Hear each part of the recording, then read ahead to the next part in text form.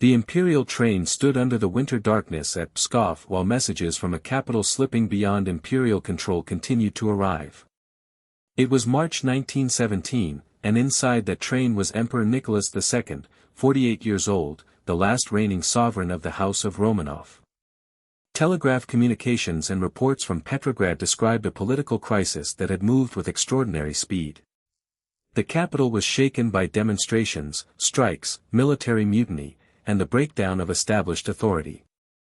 Senior commanders were warning that the situation threatened not only the government but the army's ability to continue fighting the First World War. Nicholas had left military headquarters intending to return toward Tsarskoye Selo, but events had outrun the machinery of imperial command. By the time he reached Pskov, the question confronting the monarchy was no longer simply how to restore order.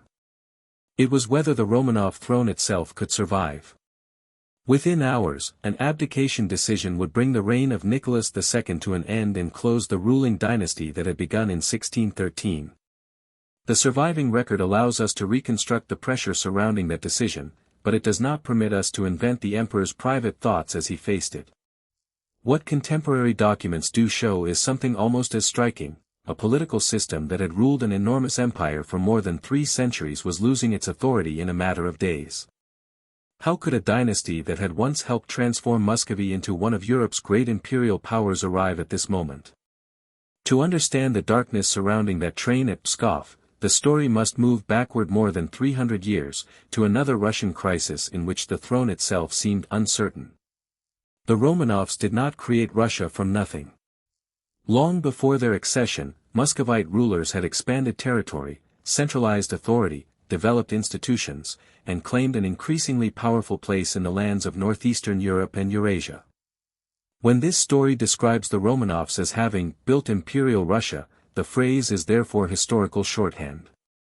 It means that successive rulers of the dynasty reshaped an existing Muscovite state across 3 centuries through military expansion, administrative centralization, taxation, institutional construction, cultural transformation, and the development of an imperial political order. Under them, Russia acquired new territories, new capitals, new bureaucracies, new military systems, and ultimately the formal title of empire.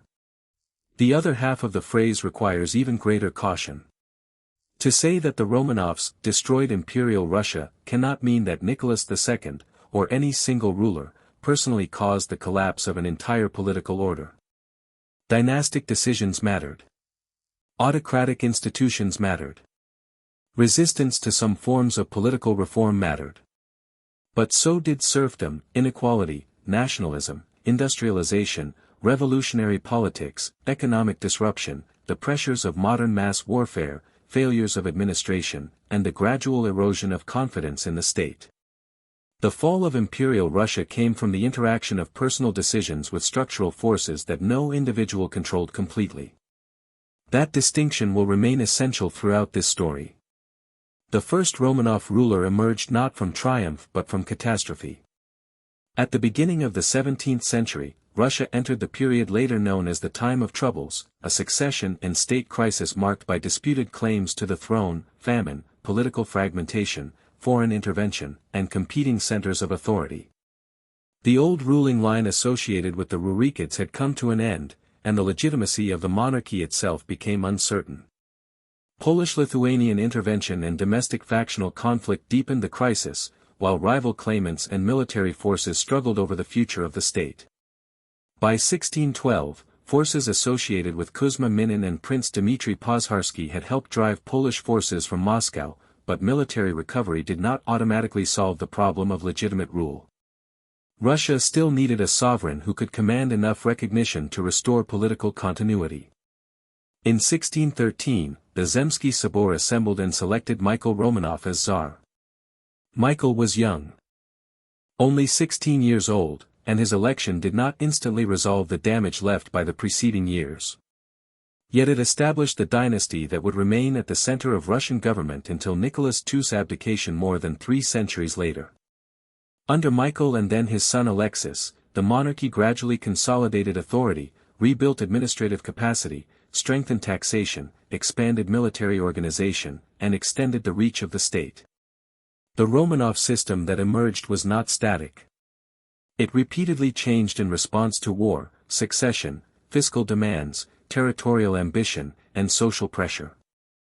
That capacity for transformation would become one of the dynasty's greatest sources of strength, and eventually one of the central tensions of its history. No ruler demonstrated the scale of that transformation more dramatically than Peter the Great. After a succession struggle within the Romanov family, Peter eventually secured dominant power and undertook changes that altered the military, administrative, cultural, and institutional structure of the state. His reign would bring the Great Northern War against Sweden, the founding of St. Petersburg in 1703, the creation and reorganization of governing institutions, changes in the relationship between monarchy and church, the establishment of the Senate, the development of the table of ranks, and the expansion of a fiscal military system capable of sustaining prolonged warfare. In 1721, following victory in the Great Northern War, Peter assumed the title of emperor, and the Russian state was formally proclaimed the Russian Empire. Yet the same processes that increased imperial power also intensified demands placed upon the population and strengthened a political order in which service, taxation, coercion, and autocratic authority were deeply intertwined. After Peter came another problem that would repeatedly test the dynasty: succession. The 18th century saw palace politics, disputed inheritances, and changes of ruler that demonstrated how powerful the imperial state could be while the throne itself remained vulnerable. Empress Elizabeth would rule before Peter III's brief reign ended in the coup of 1762 that brought Catherine II to power. Catherine the Great expanded Russia's influence and territory through wars with the Ottoman Empire, the annexation of Crimea in 1783, and participation in the partitions of the Polish-Lithuanian Commonwealth. Her reign strengthened Russia's position as a European imperial power, yet it also revealed a contradiction that would persist long after her death: an empire capable of sophisticated diplomacy, military expansion, and administrative ambition remained deeply dependent upon serfdom and autocratic rule. The 19th century would test that system again and again. Alexander I would confront Napoleon and the French invasion of 1812, after which Russian forces played a major role in the coalition that defeated Napoleon. Imperial victory elevated Russia's international standing, but military success did not erase domestic political questions. In 1825, the Decembrist revolt confronted the accession of Nicholas I and exposed the existence of elite opposition to autocracy. Nicholas responded with a conservative political order that emphasized authority and control, yet by the Crimean War the empire's difficulties in military organization, infrastructure, and administration became harder to ignore. Alexander II answered those pressures with the great reforms, most famously the emancipation of the serfs in 1861. The reform changed the legal status of millions of people and formed part of a broader effort that touched courts, local government, military service, and education. But reform did not produce political stability. Alexander II was assassinated in 1881, and his successor, Alexander III, moved toward a more conservative course that included stronger central authority and Russification even as industrial development accelerated. Railways spread, factories expanded, cities grew, and new social groups entered political and economic life. Modernization strengthened the empire in some respects while increasing the complexity of governing it. When Nicholas II inherited the throne in 1894, he inherited all of these accumulated achievements and contradictions. The Russo-Japanese War, Bloody Sunday, and the Revolution of 1905 challenged the monarchy directly. The October Manifesto and the creation of the State Duma introduced representative elements into imperial government, but conflict over the meaning and limits of autocratic authority continued. Sergei Witt, Pyotr Stolypin, industrial growth, agrarian reform, labor unrest, and revolutionary movements became parts of a rapidly changing political landscape. Then came the First World War. Russia entered the conflict in 1914 as a vast empire with enormous military resources, but prolonged war placed extraordinary pressure upon its army, transportation networks, finances, cities, and institutions. Nicholas II assumed supreme military command in 1915, linking the prestige of the monarchy more closely to the conduct of the war. By early 1917, inflation, shortages, transportation failures, political distrust, social unrest, and war fatigue had converged with long-standing institutional tensions. In Petrograd, demonstrations became revolution. In Pskov, the last Romanov emperor received the reports of a system coming apart. The distance between Michael Romanov's election in 1613 and Nicholas II's reign in 1917 was more than 3 centuries, but the central question connecting them was the same: what happens when the survival of the state becomes inseparable from the survival of a dynasty? The Romanovs had once emerged from national crisis as a solution to the problem of authority. By March 1917, the dynasty itself had become part of that problem. To understand how that reversal occurred, we must return to the beginning, when Russia had no secure Romanov throne, no Russian Empire, and no certainty that the political order shattered by the time of troubles could be rebuilt at all. Before the Romanovs could transform the Russian state, they first had to inherit a country that had nearly lost the political certainty of monarchy itself. The crisis that later generations called the Time of Troubles followed the extinction of the ruling branch of the Rurikid dynasty at the end of the 16th century, and it exposed how dangerous a succession vacuum could become in a political system built around the authority of the Tsar. After Tsar Fyodor I died without a surviving heir in 1598, the throne passed through rulers whose legitimacy was repeatedly contested.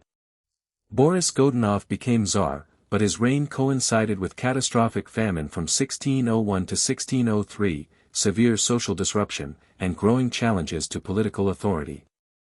The famine did not by itself cause the crisis that followed, but it intensified instability in a state already struggling with succession. Then came claimants who presented themselves as Dmitry, the dead son of Ivan IV, and competing factions inside and outside Russia attempted to use the uncertainty surrounding the throne to advance their own interests. Political violence, rebellion, elite rivalry, and foreign intervention became entangled. The Polish-Lithuanian Commonwealth became deeply involved in Russian affairs, Swedish forces also entered the conflict, and Moscow itself passed through periods in which established authority fractured.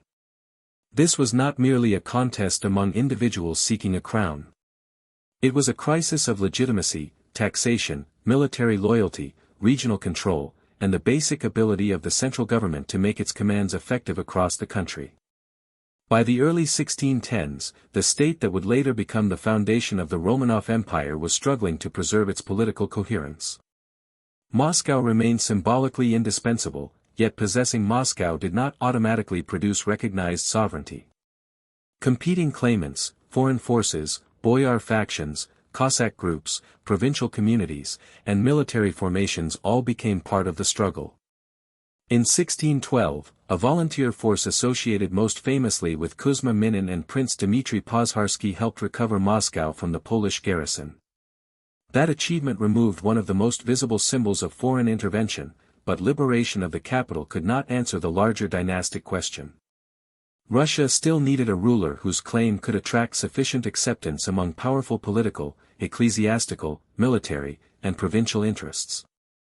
In 1613, representatives gathered in the Zemsky Sobor to confront that problem. The assembly should not be imagined as a modern democratic parliament or its decision as a popular election in the contemporary sense. Representation was shaped by the institutions, estates, hierarchies, and political practices of early 17th-century Muscovite. Yet the Sobor mattered because the selection of a sovereign through a broadly constituted political assembly could provide something that years of contested claims had repeatedly failed to produce, a workable basis for legitimacy. The choice fell on Michael Fyodorovich Romanov, a 16-year-old member of a prominent boyar family with connections to the former ruling house through his Romanov relatives.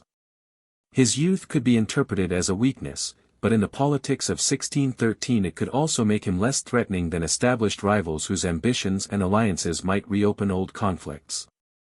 His family possessed status, orthodox credentials, and dynastic associations strong enough to support a claim without representing an obvious continuation of one of the most divisive factions of the preceding struggle. The surviving sources do not allow every calculation behind his selection to be reduced to a single motive, but the political result is clear. Michael's accession offered a point around which exhausted institutions and competing elites could begin reconstructing recognized central authority. Recovery was neither immediate nor inevitable. The new government inherited damaged finances, contested frontiers, weakened administrative networks, and the continuing consequences of foreign war. Agreements with Sweden and the Polish-Lithuanian Commonwealth gradually reduced some of the external pressures, although territorial losses and unresolved ambitions remained. The early Romanov monarchy therefore developed in a world where diplomacy, warfare, taxation, and internal reconstruction were inseparable. Moscow and the Kremlin again became the center of a recognized monarchy, but the power radiating from that center depended upon officials, provincial governors, military servicemen, tax collection, communications, local elites, and orthodox institutions spread across immense distances. One of the most influential figures in the consolidation of Michael's reign was his father, Filaret Romanov. During the time of troubles, Filaret had been held in Polish captivity. After his return in 1619, he became Patriarch of Moscow, placing him at the head of the Russian Orthodox Church while his son occupied the throne. Filaret exercised substantial influence in government until his death in 1633. Contemporary evidence demonstrates that his authority extended well beyond purely ceremonial religious functions, although the exact balance between father and son should not be simplified into the claim that Michael was merely a figurehead. Their partnership illustrates the close relationship between dynastic monarchy and orthodox religious authority in the early Romanov state. The Church helped reinforce the sacred legitimacy of the Tsar, while the monarchy protected and regulated an institutional order in which religion remained central to public life. At the same time, the government strengthened the administrative machinery required to collect revenue and mobilize service. Muscovy had already possessed offices known as prikazy before the Romanovs, and the dynasty did not invent centralized administration from nothing. What occurred under Michael and his successors was continued development and extension of mechanisms through which Moscow attempted to govern an enormous and expanding territory. Military service remained central to the political order. Landholding, service obligations, taxation, and social status were interconnected, creating what historians often describe as a service state in which the monarchy depended heavily upon elites and other groups whose obligations were defined in relation to state needs. The system could produce greater stability and military capacity, but it also contained a contradiction that would grow more consequential with time. A stronger central government could protect the state from fragmentation and make sustained warfare possible, yet that strength depended upon extracting resources and labor from society. As the government attempted to secure taxation and service, restrictions upon movement and social autonomy could deepen.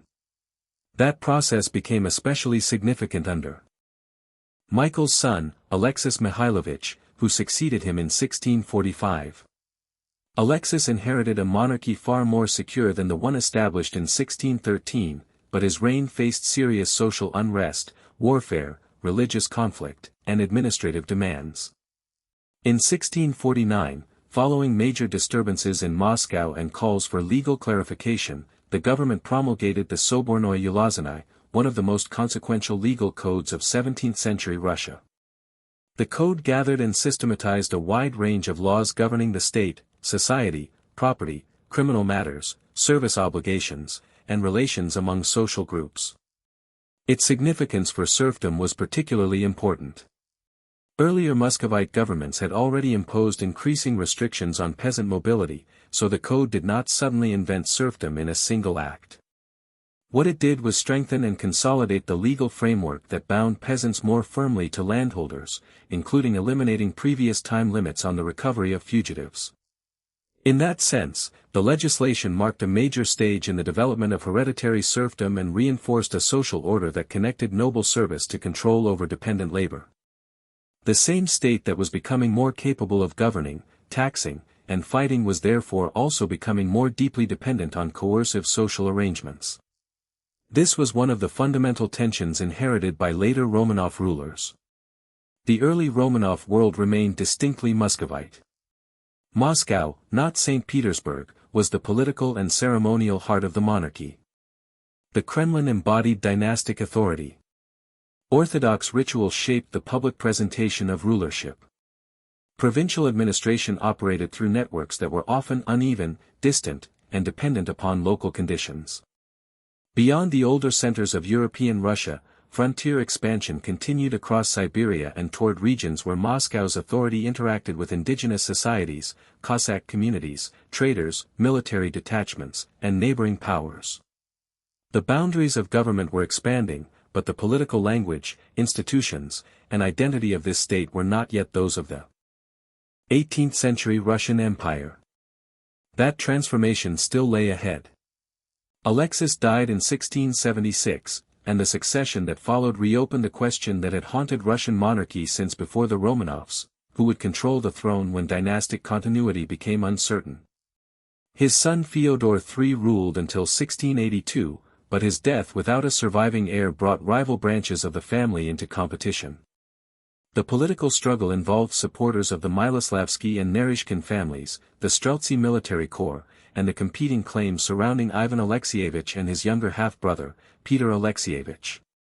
A compromise eventually produced the unprecedented arrangement of Ivan V and Peter I as co-tsars, with their sister Sofia Alexeyevna exercising power as regent for several years.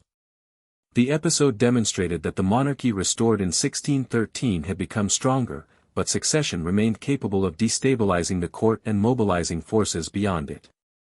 Out of that struggle emerged the young Peter Alexeyevich Romanov. He inherited a Muscovite state that Michael and Alexis had helped stabilize and strengthen, a state built upon service, taxation, orthodox authority, expanding administration, and increasingly restrictive social structures. He would not simply preserve that inheritance. He would expand its military demands, reorganize its institutions, change its political vocabulary, redirect its elite culture, build a new capital on the Baltic, and eventually proclaim an empire whose scale and ambitions would make the Romanov monarchy something the founders of 1613 could scarcely have recognized. Peter Alexeyevich Romanov inherited a state that had survived dynastic collapse, rebuilt central authority, and expanded its administrative reach, but the political order around him was still shaped by the succession conflicts of the 17th century. After the death of Fyodor III in 1682, the throne became the center of a struggle involving Peter, his older half-brother Ivan Alexeyevich, their sister Sofia Alexeyevna, the Miloslavsky and Naryshkin family networks, and the Streltsy. The settlement that followed was extraordinary. Ivan V and Peter I were proclaimed co-tsars, while Sofia exercised power as regent. Peter was still a child, and the arrangement reflected the court's attempt to contain competing dynastic claims rather than resolve them completely. By 1689, Sofia's political position had collapsed and Peter's supporters had gained the advantage, although Ivan remained formally co-tsar until his death in 1696. Only then did Peter become the sole reigning tsar. What followed was not simply a ruler deciding to make Russia more Western. That familiar description captures only part of the transformation. Peter's central concern was the capacity of the state, its ability to raise armies, build ships, collect revenue, train specialists, produce weapons, administer territory, and compete with major European powers. His reforms drew on foreign models, but they were driven as much by military necessity, fiscal pressure, and dynastic ambition as by cultural imitation. Peter's travels during the Great Embassy of 1697 and 1698 exposed him directly to shipbuilding, military organization, technical education, and diplomatic practice in parts of Western Europe. He spent time in the Dutch Republic and England, observed naval construction, recruited foreign specialists, and pursued alliances against the Ottoman Empire. The embassy did not achieve all of its diplomatic objectives, and Peter returned to Russia after political unrest involving the Streltsy, but the journey reinforced his conviction that technical knowledge and administrative capacity had strategic value. The state he inherited was already capable of sustained warfare, yet Peter intended to increase that capacity dramatically. The decisive test came in the Great Northern War, fought from 1700 to 1721 against Sweden and its shifting coalition of enemies and opponents. At the beginning of the war, Sweden under Charles XII was one of the strongest military powers in Northern Europe. Russia's early defeat at Narva in 1700 exposed serious weaknesses in organization, training, command, and supply. Peter did not respond by abandoning the conflict. Instead, the war became the forcing mechanism for a much broader transformation of the state. New Regiments were raised, officers were trained, artillery production expanded, fortifications were developed, and military service became more systematic and more demanding. Naval construction accelerated because access to the Baltic could not be secured by land forces alone. Revenue needs rose with every campaign, and the government searched for new ways to extract resources from a population already carrying heavy obligations. The connection between military reform and fiscal reform became increasingly difficult to separate. In 1703, while the war was still undecided, Peter ordered the establishment of a new city on the Neva River in territory taken from Sweden. St. Petersburg was founded in a marshy and strategically exposed environment near the Baltic, and its construction required enormous quantities of labor, materials, administrative attention, and state direction. The city was not merely an architectural project. It was a military base, a port, a political statement, and eventually a new center of government. Its location demonstrated the direction in which Peter wanted the dynasty to face, outward toward the Baltic and toward the diplomatic and commercial system of Europe. The costs were substantial. Labor obligations fell heavily on conscripted workers and state-dependent populations, while resources were diverted into construction at a time of prolonged war.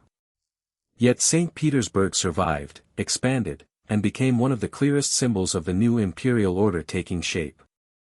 The military turning point came at the Battle of Poltava in 1709. Charles XII's campaign into Russia had placed enormous pressure on Peter's army and government, but the Russian victory at Poltava fundamentally altered the balance of the war. Sweden remained dangerous, and fighting continued for more than another decade, but Poltava demonstrated that the reformed Russian military could defeat a major European army in a decisive campaign.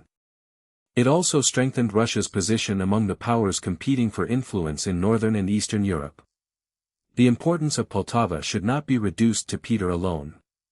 The army that fought there depended on commanders, officers, soldiers. Supply systems, artillery production, administrative reforms, and years of institutional learning.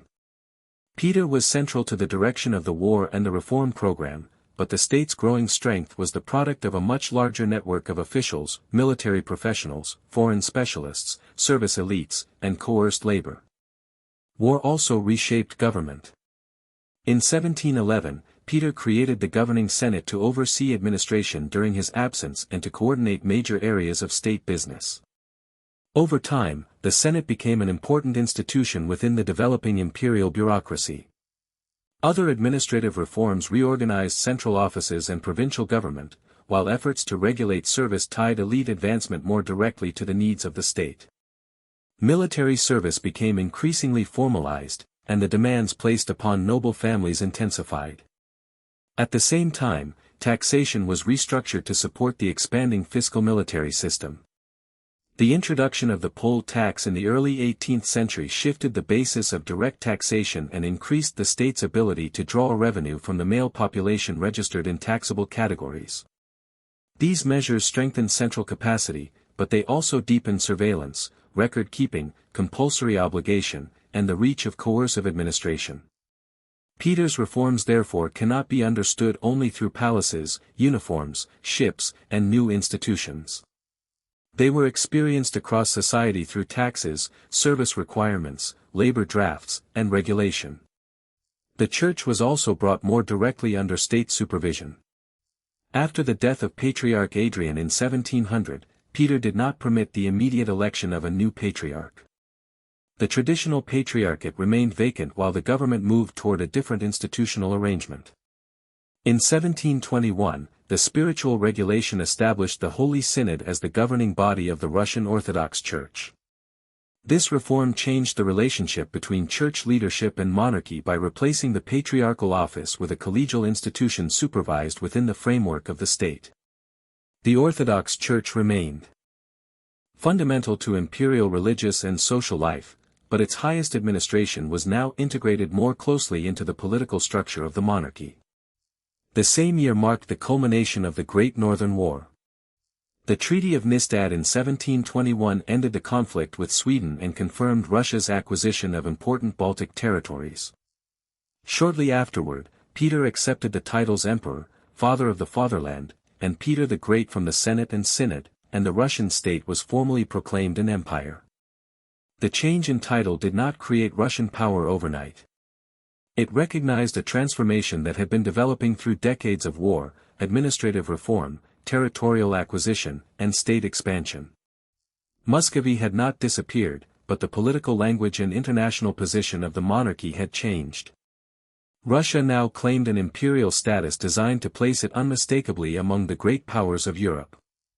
Institutional transformation continued. In 1722, the table of ranks established a hierarchy of civil, military, and court service divided into formal ranks. The system was intended to organize service and make advancement more closely connected to official position rather than inherited status alone, although noble birth and patronage remained highly important in practice. The table of ranks became one of the defining features of the imperial service order and lasted, with changes, for nearly 2 centuries. It reflected the logic at the center of Peter's reforms: the state demanded service, classified service, rewarded service, and increasingly defined elite status through service. Yet this system did not eliminate privilege. Instead, it reorganized the relationship between privilege and obligation under a stronger monarchy. The achievements were real. Russia emerged from the Great Northern War with access to the Baltic, a growing navy, a more professionalized army, expanded technical expertise, new administrative institutions, and greater influence in European diplomacy. St. Petersburg became the dynasty's principal imperial capital and the physical embodiment of a political culture that was more visibly connected to Europe than the Muscovite court had been. But the costs were equally real.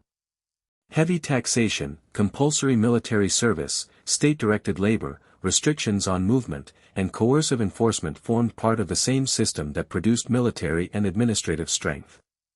Peter had increased the capacity of the monarchy, but he had also intensified a political tradition in which rapid reform from above depended on extraordinary demands from below. He left another problem unresolved. In 1722, Peter issued a succession law allowing the reigning monarch to designate an heir rather than relying automatically on established hereditary rules. The measure was intended to give the sovereign greater control over succession, but Peter died in 1725 without having clearly secured a successor under the new system. The result was precisely the kind of uncertainty the law had been meant to prevent. By the time of his death, St. Petersburg stood as the new imperial capital. The Russian state had become a central force in European power politics, and the Romanov monarchy possessed institutions and military capabilities far beyond those of 1613. Yet behind that strength remained a court in which access to the sovereign could decide succession, a service elite deeply tied to imperial favor, and a coercive political culture capable of mobilizing immense resources without creating a stable mechanism for transferring power. The dynasty had built a stronger state, but the throne at the center of that state was about to become more vulnerable than Peter had intended. Peter the Great had transformed the machinery of the state, but he had not solved the problem of succession. When he died in 1725 without a clearly established heir under the succession law he had issued 3 years earlier, the imperial throne became increasingly dependent on court alliances, military support, family connections, and the ability of powerful factions to control access to the sovereign.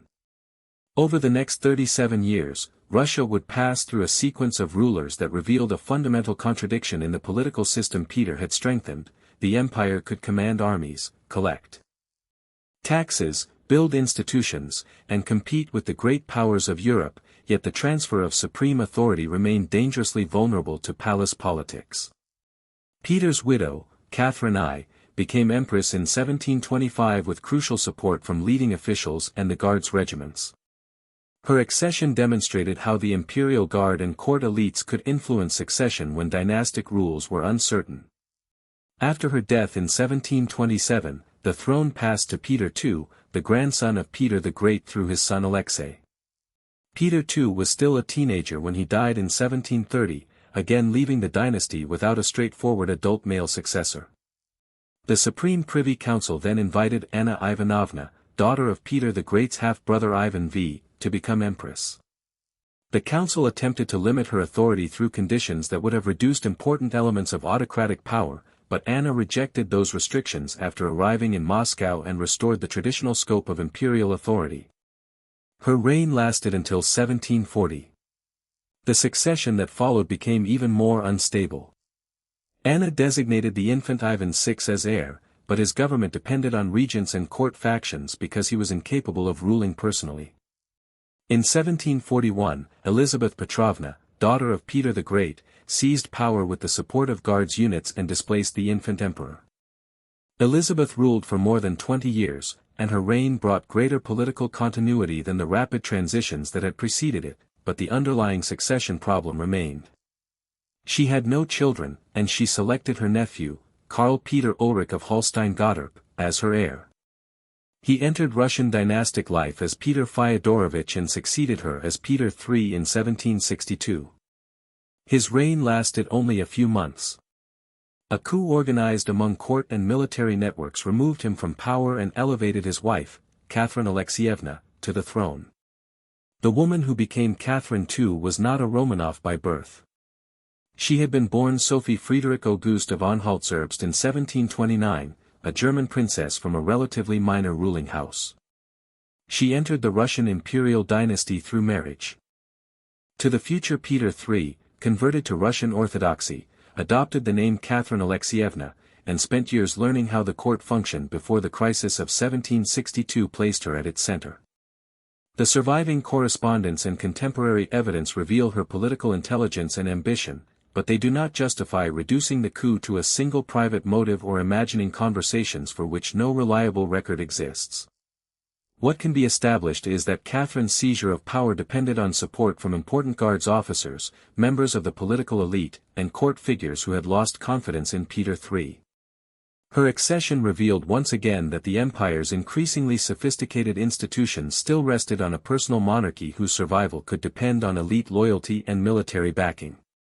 Once established on the throne, Catherine ruled from 1762 until 1796 and presided over one of the most expansive periods in Russian imperial history. Her reign increased Russia's diplomatic weight, territorial reach, and participation in European affairs. Wars against the Ottoman Empire became central to that expansion. The Russo-Turkish War that began in 1768 ended with the Treaty of Kukut-Kinarka in 1774, strengthening Russia's position in the Black Sea region and weakening Ottoman influence there. A second major conflict with the Ottoman Empire began in 1787 and concluded in 1792, further confirming Russian gains. Between those wars came one of the most consequential territorial changes of Catherine's reign, the annexation of Crimea in 1783. Crimea had previously been ruled by the Crimean Khanate, historically connected to the Ottoman political system. Russian influence had increased after the earlier war, and in 1783 the imperial government formally incorporated the peninsula into the Russian Empire. The annexation strengthened Russia's strategic position on the Black Sea and became closely associated with Prince Grigory Potemkin, one of the most influential statesmen and military administrators of Catherine's reign. Potemkin played a major role in southern expansion, settlement policy, military planning, and the development of new administrative centers, but the documentary record does not support treating every policy in the region as the product of his personal design alone. Imperial expansion was a state project involving armies, administrators, diplomats, settlers, local elites, and populations whose relationships with the monarchy varied widely. Catherine's empire also expanded westward through the partitions of the Polish-Lithuanian Commonwealth. Russia, Prussia, and Austria participated in the first partition in 1772, while Russia and Prussia carried out the second partition in 1793, and Russia, Prussia, and Austria completed the third partition in 1795. These divisions removed the Polish-Lithuanian Commonwealth from the map as an independent state and brought large territories and populations under Russian rule. For St. Petersburg, these acquisitions increased strategic depth and imperial prestige. They also multiplied administrative responsibilities and intensified the challenge of governing a state that now incorporated even greater linguistic, religious, ethnic, legal, and regional diversity. Expansion did not simply make the empire stronger. It made the problem of governing it more complicated. Catherine cultivated the language of the European Enlightenment and corresponded with prominent intellectual figures including Voltaire and Denis Diderot. Her court supported literature, art, education, publishing, scientific inquiry, and institutional development. She established educational initiatives, encouraged the collection of art that would contribute to the growth of the Hermitage, and convened the Legislative Commission in 1767 in an effort to consider the reform and clarification of Russian law. Her instruction to the Commission drew on Enlightenment political and legal ideas, but the Commission did not produce a new comprehensive code. The distance between reforming language and political practice was significant. Catherine could discuss principles associated with reason, law, education, and orderly administration while remaining committed to autocratic sovereignty. This was not simply hypocrisy in a personal sense. It reflected a deeper structural problem: the monarchy sought more effective government without surrendering the political authority upon which its system depended. That contradiction was especially visible in the countryside. Serfdom remained central to the social and economic structure of much of the empire, and noble privileges expanded during Catherine's reign. The Charter to the Nobility of 1785 confirmed important corporate rights and exemptions for the noble estate, reinforcing the political relationship between the monarchy and the service elite even as compulsory noble service had been loosened earlier in the century. At the same time, many peasants remained subject to the authority of landlords, and the expansion of serfdom into some newly integrated territories extended the reach of dependent labor. The state needed noble cooperation to administer and stabilize a vast realm, but reliance on noble privilege limited how far the monarchy could challenge the social order upon which that cooperation rested. The consequences became impossible to ignore during the Pugachev Rebellion of 1773 to 1775. Yemelian Pugachev, a Don Cossack who claimed to be the deposed Peter III, became the symbolic leader of a large uprising that drew support from diverse groups, including Cossacks, peasants, workers, and peoples along the empire's southeastern frontier. Their grievances were not identical, and the rebellion should not be reduced to a single social cause. Contemporary records indicate a complex combination of resistance to state demands, local tensions, social inequality, frontier conflicts, and hostility toward landlords and officials. The revolt challenged imperial authority across a broad region before government forces restored control. For Catherine's administration, the rebellion demonstrated how quickly grievances could become a threat when distance, weak local administration, coercive obligations, and social hierarchy converged. In its aftermath, the state strengthened provincial administration and sought tighter control over the empire's enormous territories. The lesson was unmistakable: expansion required not only armies capable of acquiring land but institutions capable of governing the populations who lived there. By the final decades of Catherine's reign, Russia had become more influential in European diplomacy, more secure along parts of its southern frontier, and far larger territorially than it had been when Peter the Great died. St. Petersburg had developed into a major imperial capital whose court participated confidently in European cultural and political life. Russian armies had demonstrated their effectiveness against major opponents, while administrators attempted to impose greater order across expanding provinces. Yet the political system beneath these achievements remained fundamentally personal and hierarchical.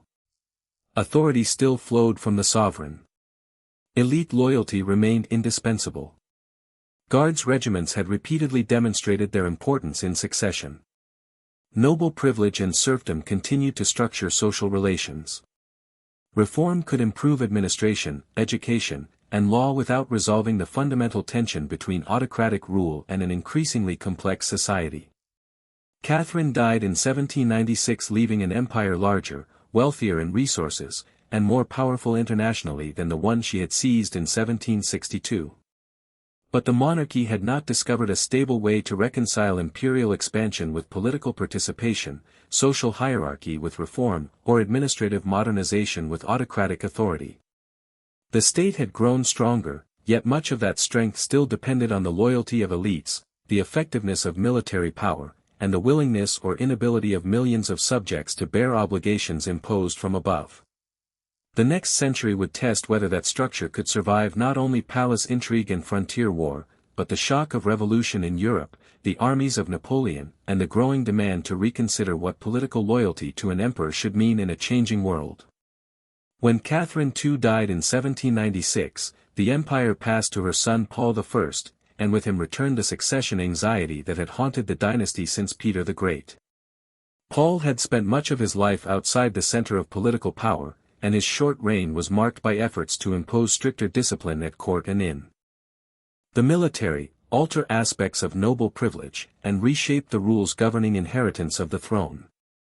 In 1797, he issued a new succession law designed to replace the uncertainty created by Peter the Great's earlier system with a more predictable hereditary order based primarily on male primogeniture. Yet Paul's own rule proved unstable. His governing style alienated important members of the court and officer elite, and in March 1801 he was overthrown in a palace conspiracy and killed. His son Alexander I then became emperor under circumstances that immediately reminded the dynasty of a difficult truth: even after more than a century of institutional growth, the security of the throne could still depend on the loyalty of those closest to it. Alexander inherited an empire of immense military and territorial weight, but he also inherited a Europe already being transformed by the consequences of the French Revolution and the rise of Napoleon Bonaparte. His reign would be defined by the problem of how Russia should respond to a French state whose armies and political influence were overturning the balance of power across the continent. Russian policy during the Napoleonic era did not follow a simple line of permanent hostility. Alliances shifted as military realities, diplomatic calculations, and strategic interests changed. Russia joined coalitions against Napoleon, fought French forces in Central and Eastern Europe, and suffered major setbacks, including the defeat at Austerlitz in 1805. After further fighting and the Russian defeat at Friedland in 1807, Alexander met Napoleon at Tilsit. The resulting agreements brought Russia temporarily into a new diplomatic relationship with France, but cooperation remained uneasy. The continental system, Napoleon's attempt to isolate Britain economically, created tensions for Russian trade and interests. Strategic competition continued over Poland, southeastern Europe, and the broader structure of European power. By 1812, the political relationship had deteriorated so severely that Napoleon assembled a vast multinational army and crossed into the Russian Empire.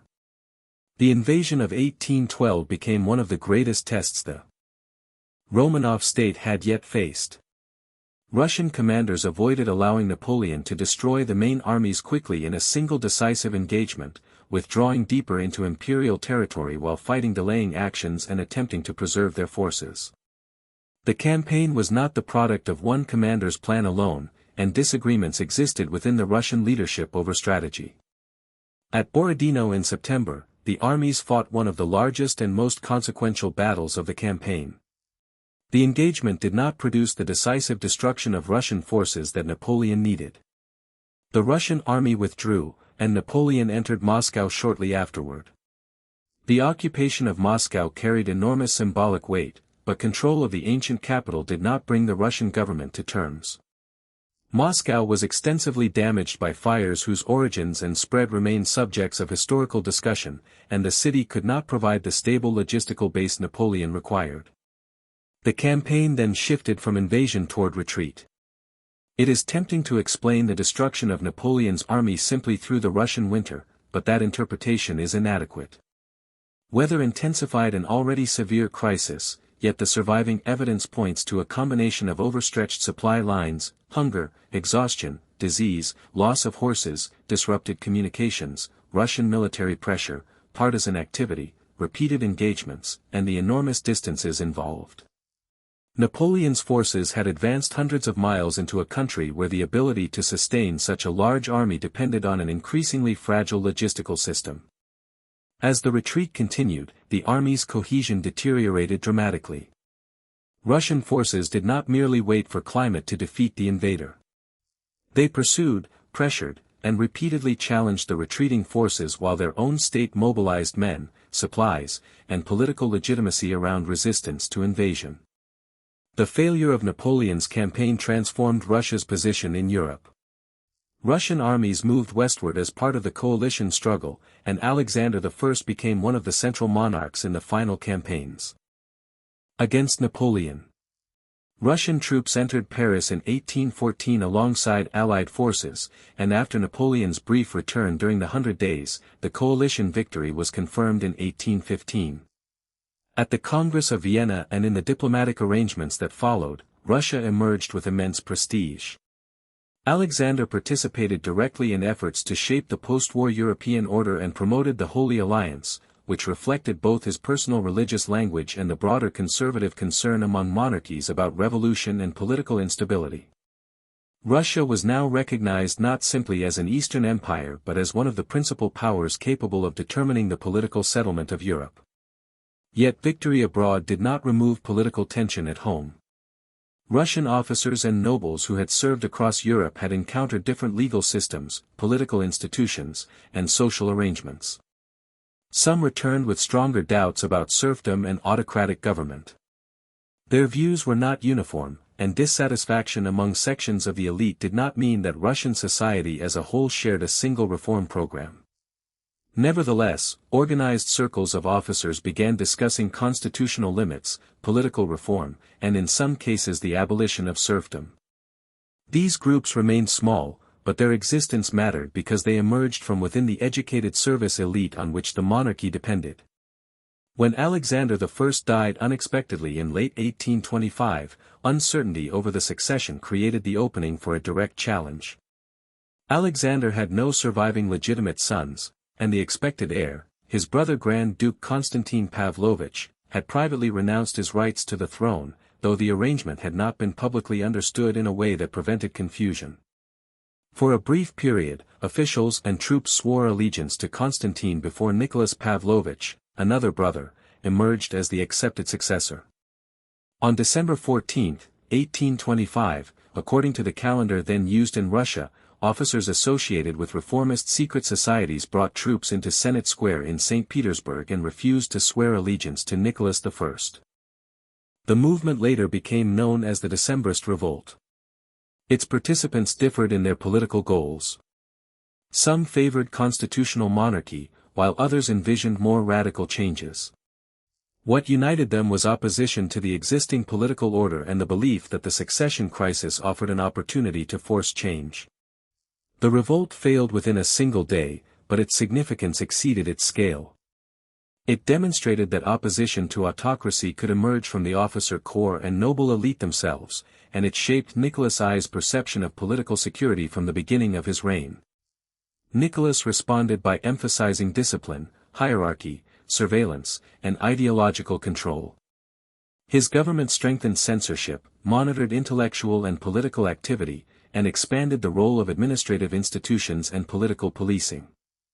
The doctrine later summarized as orthodoxy, autocracy, and nationality expressed the official preference for religious tradition, loyalty to the sovereign, and a particular conception of Russian national identity.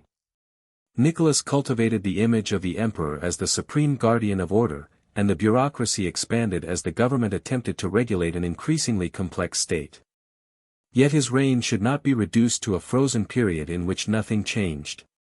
Administrative codification advanced under figures such as Mikhail Speransky, whose work helped organize the vast body of imperial legislation into more systematic collections. The state invested in infrastructure, including early railway development, and industrial production expanded in some sectors.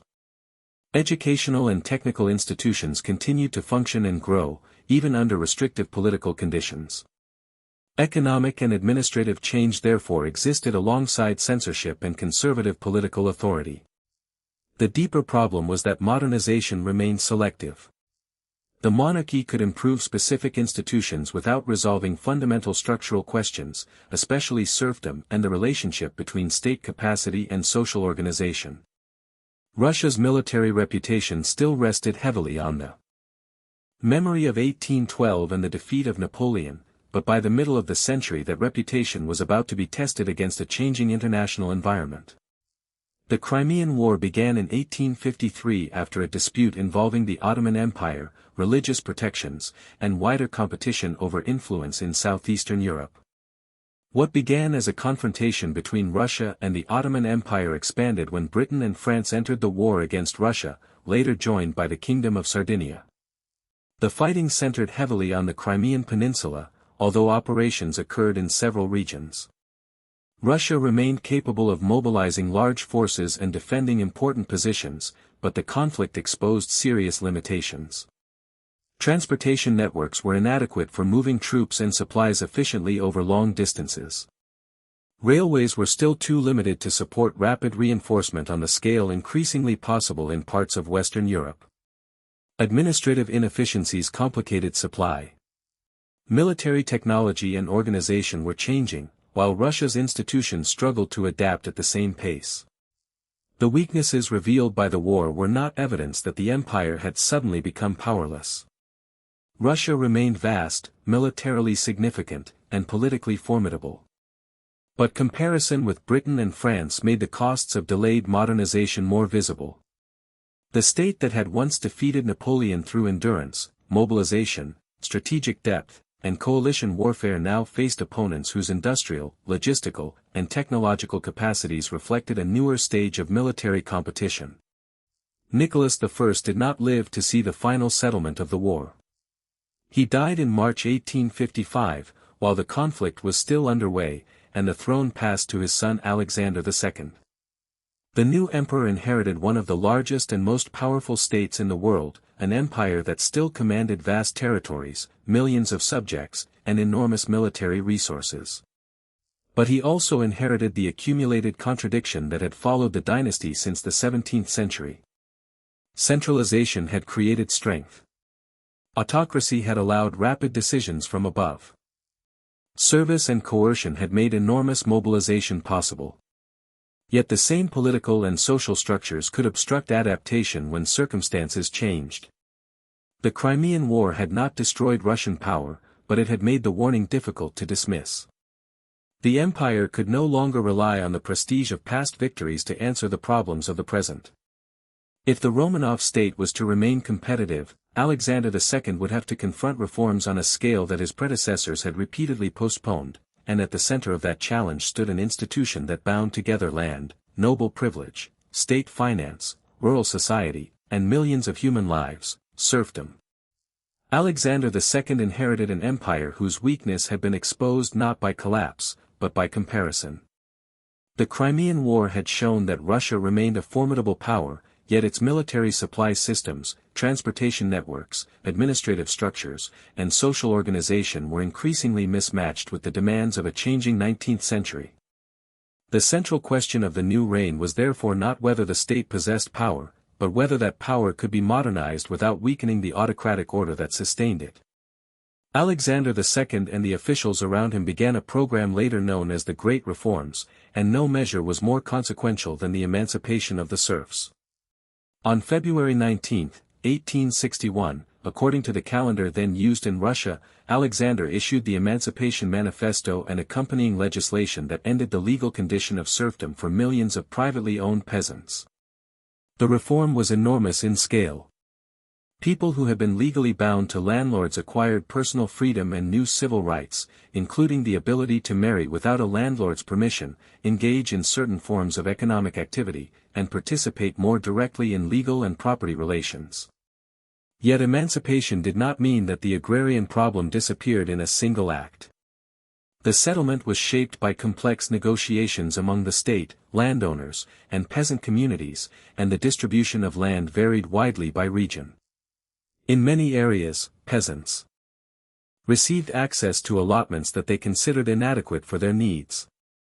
Land arrangements were often connected to redemption payments designed to compensate landowners, while the village commune continued to play an important role in landholding, taxation, and local obligations.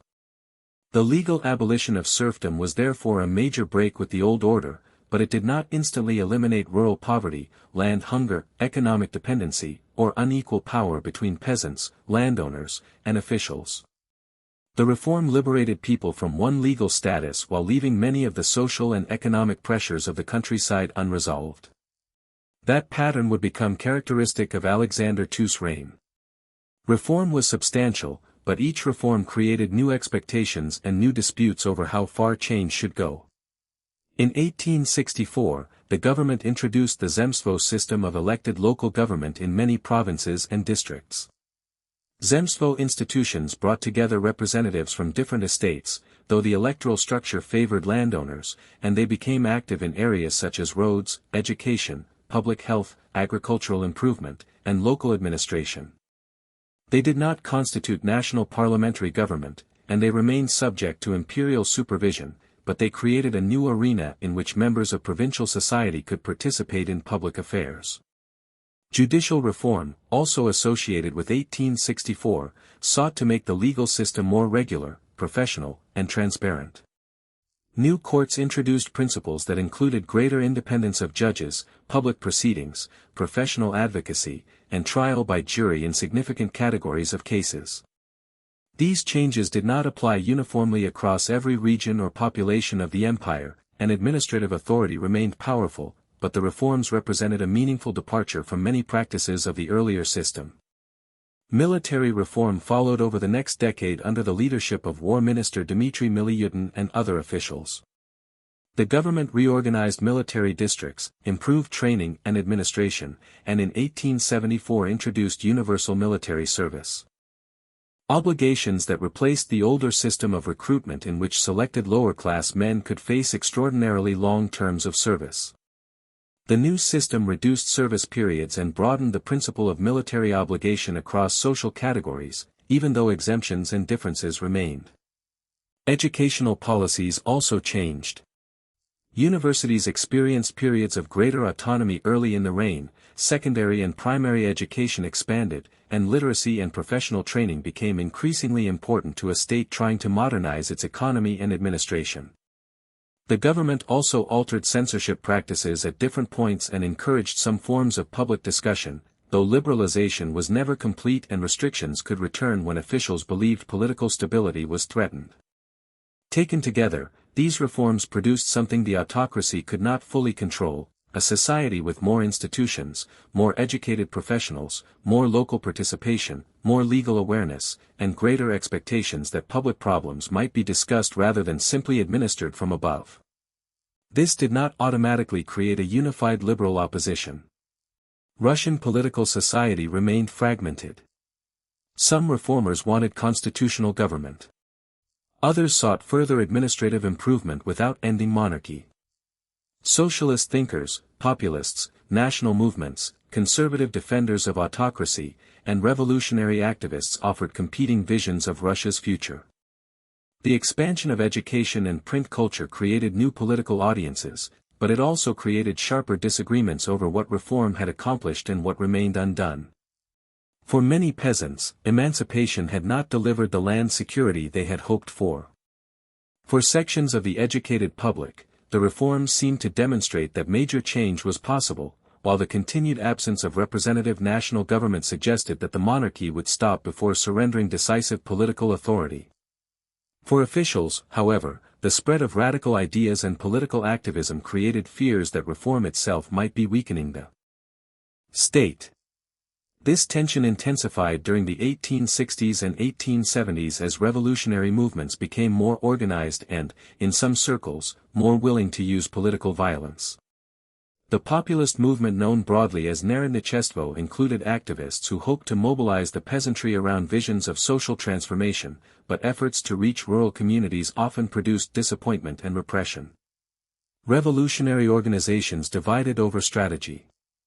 One of the most radical, Narodnaya Volya, or the People's Will, concluded that attacking leading figures of the state could destabilize autocracy and provoke political change. Alexander II became the target of repeated attempts. By the final years of his reign, the emperor had also authorized discussion of proposals associated with Interior Minister Mikhail Loris-Melikov that might have brought selected representatives into a consultative role in legislative preparation.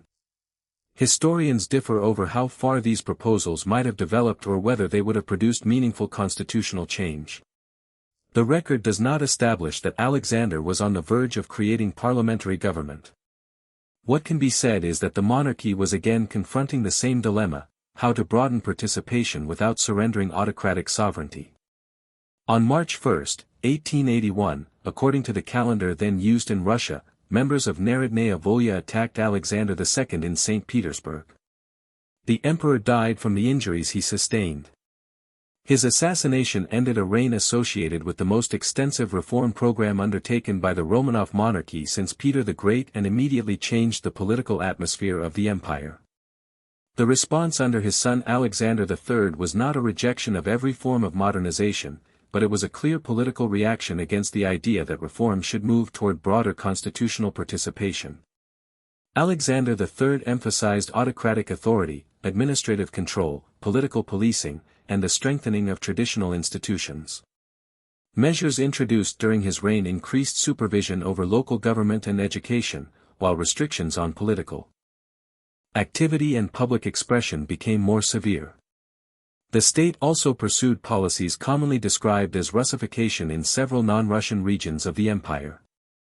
These policies varied by place and period, but they generally attempted to strengthen the use of the Russian language, imperial administrative norms, and orthodox or centralized political influence in territories with distinct linguistic, religious, and national traditions. Their effects were uneven. In some areas they reinforced administrative integration, in others they deepened resentment and strengthened national consciousness among populations who experienced centralization as cultural or political pressure. This was becoming increasingly important because the Russian Empire was not a nation-state with a single homogeneous population. It governed Finns, Poles, Ukrainians, Belarusians, Baltic peoples, Jews, Armenians, Georgians, Central Asian peoples, and many other communities, each with its own history and relationship to imperial rule. Stronger central authority could create uniformity in administration, but it could also intensify resistance when imperial integration collided with local identity. At the same time, the economy was changing rapidly. Industrialization had begun before Alexander III and cannot be credited to one ruler or dynasty alone. It was driven by private investment, state policy, foreign capital, technological change, expanding markets, railway construction, population growth, and broader transformations occurring across Europe and the global economy. Yet the imperial government played an important role by promoting infrastructure, supporting selected industries, managing tariffs, and investing in railway development. Coal, iron, oil, textiles, and heavy industry expanded in several regions.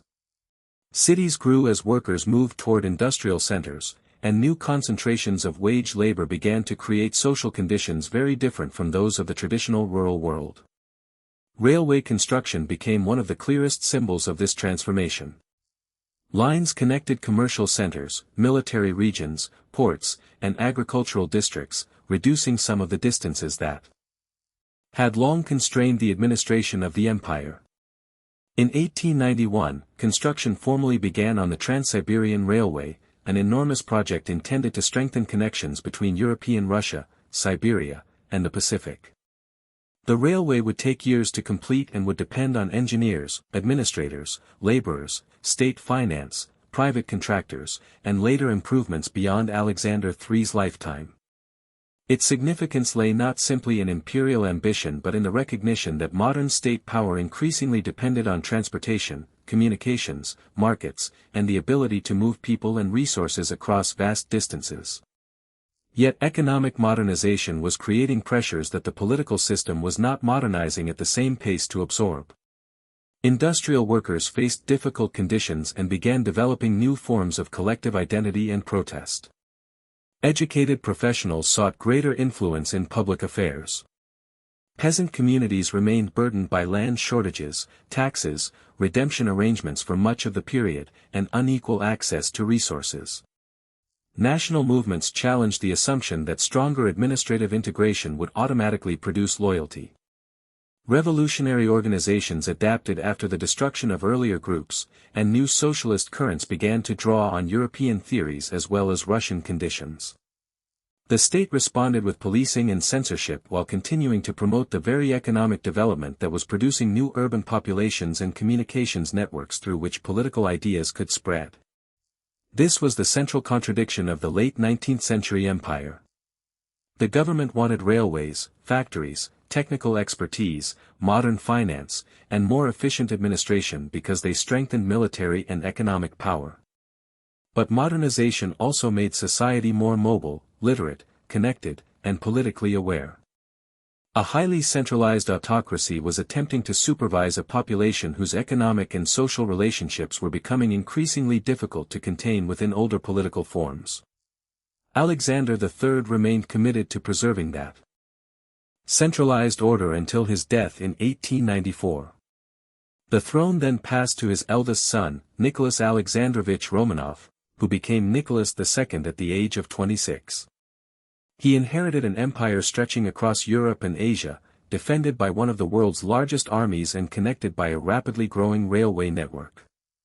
He also inherited unresolved rural grievances, expanding industrial cities, new political ideologies, national tensions, a bureaucracy struggling to govern extraordinary diversity, and an autocratic system that still concentrated ultimate authority in the sovereign. Economic modernization, social change, and political institutions were now moving at different speeds. The young emperor entering the Kremlin inheritance of his ancestors was not stepping into a motionless world. He was taking control of a state already accelerating toward conflicts that the reforms and reactions of the previous generation had postponed, transformed, but never resolved. Nicholas II came to the throne in 1894 as the ruler of an empire that appeared immense, increasingly industrial, and internationally powerful, yet the political system he inherited was entering a period in which economic modernization and autocratic government would collide with growing force. Nicholas was 26 years old when Alexander III died, and from the beginning of his reign he showed a strong commitment to preserving the principle of autocratic authority. That commitment did not mean that government policy remained unchanged or that the emperor personally directed every decision of the state. Russia possessed ministries, councils, governors, military commands, police institutions, courts, and an expanding bureaucracy whose officials often disagreed among themselves.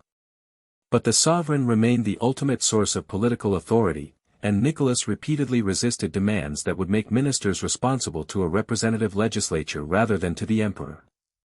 At the same time, the society over which he ruled was changing more rapidly than any Romanov government had previously experienced. Industrial growth accelerated during the 1890s under conditions shaped by state investment, foreign capital, railway expansion, technological development, and the policies of officials such as Sergei Witte. Heavy industry grew in regions including the Donbass, the Urals, and the industrial districts around St. Petersburg and Moscow. Oil production expanded around Baku. Railways connected markets, military districts, ports, and distant regions more closely than before. The Trans-Siberian Railway continued to advance eastward. Cities attracted increasing numbers of workers from the countryside, creating dense industrial communities where long hours, low wages, poor housing, and uncertain employment could generate conflict. Yet urban workers were only one part of a much larger and highly diverse empire. Rural grievances remained deeply important.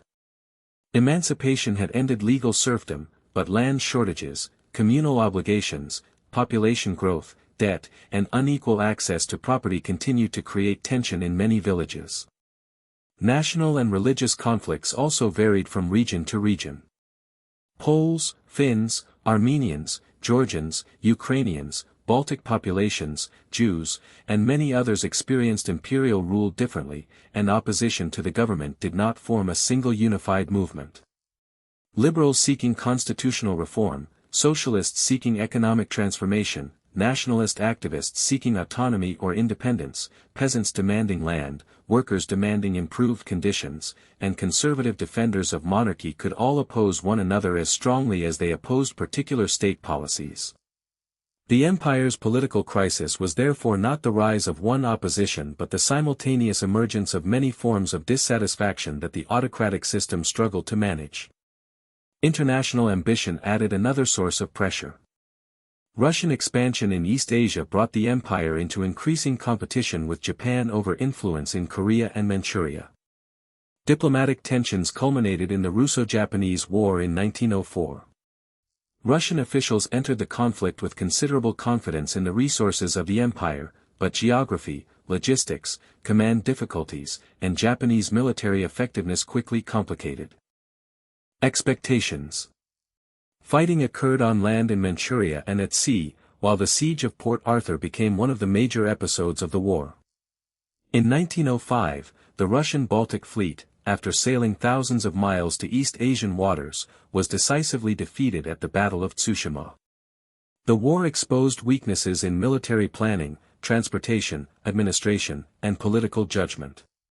It also damaged the prestige of a monarchy whose legitimacy remained closely connected to the image of imperial strength. Yet the revolutionary crisis that erupted during the war cannot be explained by military failure alone. Domestic tensions had been building for years. On January 9, 1905, according to the calendar then used in Russia, a large procession of workers and their families moved toward the Winter Palace in St. Petersburg carrying a petition that asked the emperor to address economic and political grievances. Nicholas was not present at the palace.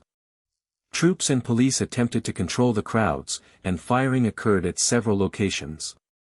Contemporary reports and later investigations differ over exact casualty numbers, and estimates vary, but the event became known as Bloody Sunday and produced an enormous political shock. Nicholas was not physically directing the troops on the streets, and the surviving evidence does not justify assigning every operational decision personally to him. But because the monarchy presented the emperor as the supreme paternal authority of the state, the use of force against petitioners profoundly damaged confidence in that image. The crisis spread rapidly. Strikes expanded across industrial centers. Peasant disturbances increased in many provinces. Universities became centers of political activity. National movements intensified their demands. Mutinies appeared within parts of the armed forces, most famously aboard the battleship Potemkin. Political organizations that had previously operated illegally or in exile became more active inside the empire. Liberals pressed for representative government, while revolutionary parties sought more fundamental change. The government alternated between repression, negotiation, and proposals for reform. But by the autumn of 1905 the scale of strikes and administrative disruption threatened the functioning of the state. Sergei Witte, one of the most influential officials of the period, played an important role in both foreign and domestic policy. Earlier in his career he had promoted railway construction, industrial development, financial stabilization, and policies intended to strengthen the economic foundations of state power. In 1905, he also led the Russian delegation that negotiated the Treaty of Portsmouth, which ended the war with Japan. As the domestic crisis deepened, Witte argued that the monarchy needed to make substantial political concessions if it hoped to restore order. In October 1905, Nicholas issued the October Manifesto. The document promised civil liberties, broadened political participation, and declared that no law would take effect without the approval of a newly established State Duma. The manifesto marked a major departure from the political structure that had existed before 1905. Legal political parties could operate more openly, elections were held, and representatives from different social and political groups entered national political debate. For the first time, the empire possessed a representative legislative institution with a formal role in lawmaking. Yet the settlement did not transform Russia into a parliamentary monarchy on the British model, nor did it remove the emperor from the center of government. The fundamental laws issued in 1906 defined the revised constitutional structure while preserving substantial powers for the sovereign. The emperor retained authority over ministers, foreign policy, command of the armed forces, and important aspects of administration. He could dissolve the Duma and call new elections, and the legislative system also included the State Council as an upper chamber. Emergency provisions and decree powers gave the government additional means to act when the Duma was not sitting. The result was a political system in which representative institutions were real but limited, and in which the exact relationship between elected politics and autocratic sovereignty remained a continuing source of conflict. The first two Dumas proved difficult for the government to manage because their demands for land reform, political rights, and ministerial accountability exceeded what the monarchy was prepared to accept. Both were dissolved. Pyotr Stolypin, who became chairman of the Council of Ministers in 1906, emerged as the central government figure in the effort to stabilize the empire after revolution. His policies combined repression of revolutionary violence with attempts at structural reform. Special field courts and other emergency measures were used against individuals accused of serious political violence, and the period became associated with harsh state repression. At the same time, Stolypin pursued agrarian reforms intended to encourage peasants to leave communal landholding arrangements and consolidate individual farms. The government hoped that a more prosperous class of independent landowners would increase agricultural productivity and strengthen social stability. The results were significant in some areas but uneven across the empire, and historians continue to debate how far the reforms might have developed if given more time. They did not eliminate land hunger or rural inequality, and they could not resolve the broader political struggle over the meaning of the constitutional settlement. In 1907, electoral rules were changed in a way that increased the influence of landowners and wealthier groups, producing later dumas that were generally more cooperative with the government. Even then, tension between ministers, legislators, and the imperial court remained persistent. Nicholas's family life also became politically important in ways that earlier rulers could not have anticipated. His wife, Empress Alexandra Fyodorovna, had been born Princess Alix of Hesse and by Rhine and had married Nicholas in 1894.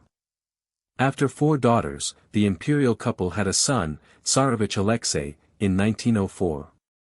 Alexei suffered from hemophilia, an inherited disorder that could cause dangerous bleeding. Because the health of the male heir carried obvious dynastic significance, the condition was kept closely guarded within the imperial family.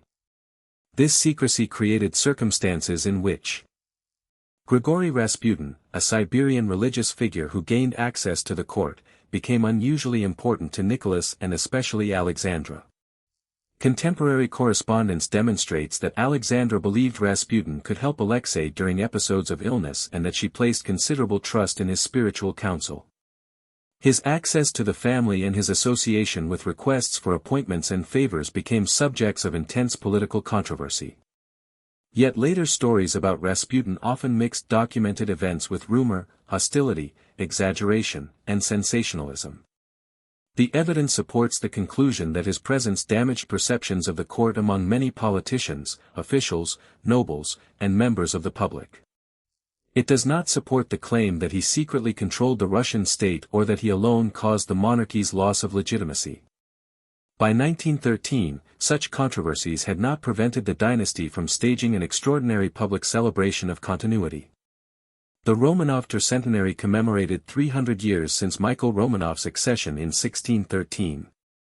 Ceremonies, religious observances, official journeys, monuments, and public displays linked Nicholas II symbolically to the dynasty's beginnings and presented the monarchy as an enduring institution rooted in Russian history. Contemporary reports from some locations described enthusiastic crowds, and the imperial family could reasonably interpret parts of the celebrations as evidence that traditional loyalty remained powerful. But ceremony could not measure the full condition of the empire. Beneath the public confidence remained unresolved disputes over land, labor, national identity, political representation, ministerial responsibility, revolutionary ideology, and the limits of imperial authority. Industry was still expanding. Cities were still growing. The Duma was still testing the boundaries of political participation.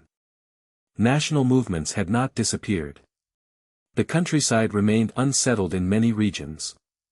The monarchy had survived war and revolution and had conceded institutions that would have been nearly unimaginable under Nicholas I, yet Nicholas II still regarded autocratic sovereignty as essential to the order he had inherited. In 1913, the dynasty could look backward across 3 centuries and see survival, expansion, military victory, reform, and extraordinary state power. What it could not yet see was how quickly those achievements would be tested by a conflict on a scale larger than any war the empire had previously fought. Within a year, Europe would enter the First World War, and every unresolved weakness beneath the tercentenary celebrations would be subjected to pressures that ceremony, police authority, economic growth, and limited constitutional reform would prove increasingly unable to contain. The Romanov tercentenary of 1913 had presented an image of dynastic continuity, but within little more than a year Russia entered a war that would place unprecedented pressure on the empire's army, economy, transportation system, political institutions, and social order. The First World War did not begin because of Russia alone, nor did Russian mobilization occur in isolation. The crisis of 1914 emerged from a wider European system of alliances, military planning, imperial rivalry, nationalism, and escalating diplomatic confrontation after the assassination of Archduke Franz Ferdinand in Sarajevo. Russia supported Serbia and began military preparations as Austria-Hungary moved against it, while Germany interpreted Russian mobilization as a direct strategic threat. Declarations of war followed through the alliance system, and by August 1914 Russia was fighting Germany and Austria-Hungary as part of the coalition that included France and Britain. At first, patriotic demonstrations and public declarations of unity suggested that war might temporarily strengthen the monarchy. But modern industrial warfare demanded resources on a scale the imperial state had never before been required to sustain. Russia possessed a vast population and large armies, yet numbers alone could not guarantee military effectiveness. The campaigns of 1914 and 1915 revealed severe pressures in command, supply, communications, equipment, and transportation.